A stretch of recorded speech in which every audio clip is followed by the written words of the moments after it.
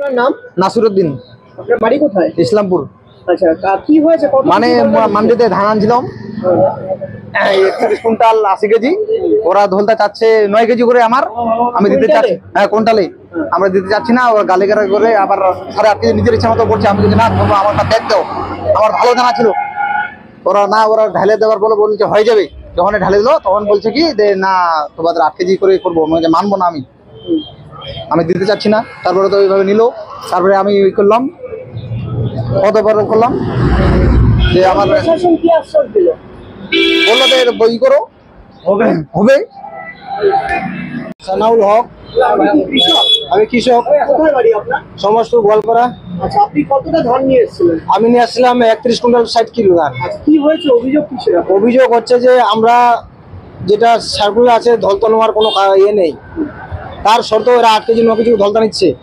হ্যাঁ, আমরা মিনতি করেও মানে পা হাত ধরেও মানে বাঁচতে পারতেছি না এদের কাছ থেকে যেভাবে হোক আমাদেরকে বাঁচান। আজকে আপনারা পথ অবরোধ করেছিলেন? পথ অবরোধ করেছিলাম এই জন্য যে আগামী কালে যেন মানে ধলতা নেওয়া হয়, আর যেটা আজকে নেওয়া হয়েছে সেটা যেন ব্যাক পাই আমরা। ধলতা কেন নেওয়া হচ্ছে আপনারা কিছু বলেননি? বলছি কেউ শুনছে না, শোনার মতো কেউ নেই। ভয় দেখাচ্ছি না, কিছু বলছে? ও চোখ রাখা কথা বলছে আমাদের সাথে। যারা মান্ডিতে চালাচ্ছি যারা বলছে কি ধলতা দিতে হবে, না হলে তোমার ধান তুমি ব্যাগ নিয়ে চলে যাও। আমি চাচ্ছি যেন কৃষকরা বাঁচে, এদের কাছ থেকে ধলতা যেন না নেওয়া হয়। হ্যাঁ, আর যেটা আজকে নেওয়া আছে সেটা যেন ব্যাগ দেয়। আমার ধানটা যেটা নেওয়া আছে সেটা যেন ব্যাগ দেয়। আপনার নাম? আপনি আমার নাম অরূপ পাল। হেমতাবাদে এখানে আমি মিলার হিসাবে ট্যাগিং করা আছে, রাইস মিলার হিসাবে ট্যাগিং করা আছে। একটা অভিযোগ যে ধলতা প্রচুর পরিমাণে নেওয়া হচ্ছে, ওরা পথ অবরোধ করেছিল, কি বলবেন? না, এটা ধলতা নেওয়া হচ্ছে না এখানে সেরকম কোনো। কারো ধান খুব খারাপ থাকলে 1-8 কেজি কেউ দিয়েছে। ধলতা বলে আমার কাছে কিছু জানা নেই। আমিও সঙ্গে সঙ্গে আসলাম।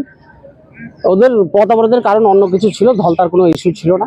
ওরা চলেও গেছে, পথ অবরোধ করেনি ঠিক, ওই রাস্তার ধারে করছিল, ওরা চলে গেছে। ওরা আর সমস্যা এখন কিছু নেই।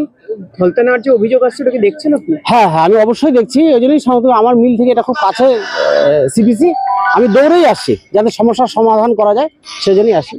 কিন্তু এখানে কোনো সমস্যাই আদৌ হয়নি, ঠিকই আছে। ঠান্ডাই, কিষাণ মান্ডি ঠান্ডাই আছে, সমস্যা নেই কোনো। সরকারি মূল্যে এখানে ধান কেনা হচ্ছে এবং ধানের কোয়ালিটি মোটামুটি ঠিকই আছে, খারাপ নেই কোনো, এভারেজ কোয়ালিটি আছে। 2-1 জন খারাপ নিয়ে আসে, ওরাই একটু ঝামেলা করে, তাছাড়া সব ঠিক আছে।